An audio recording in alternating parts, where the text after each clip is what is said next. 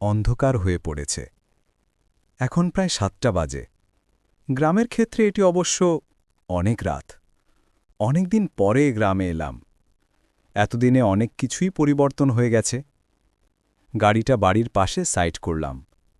গিয়ে দরজার সামনে দাঁড়াতেই দেখি পিসিমা দাঁড়িয়ে আছে। কি আশ্চর্য! তিনি যেন জানতেন আমি আজই আসব। আমাকে দেখেই কান্না করে দিলেন। ঘরে নিয়ে গেলেন, হাতমুখ ধুয়ে খেতে দিলেন। খাওয়া শেষ করে কিছুক্ষণ গল্প করলাম। আনুমানিক 12টার দিকে ঘুমাতে গেলাম।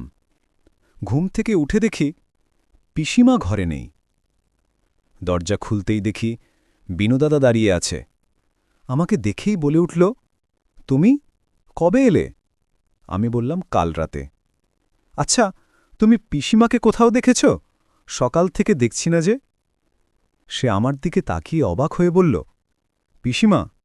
পিসিমা কোথায়? সে তো 1 বছর আগে মারা গিয়েছেন।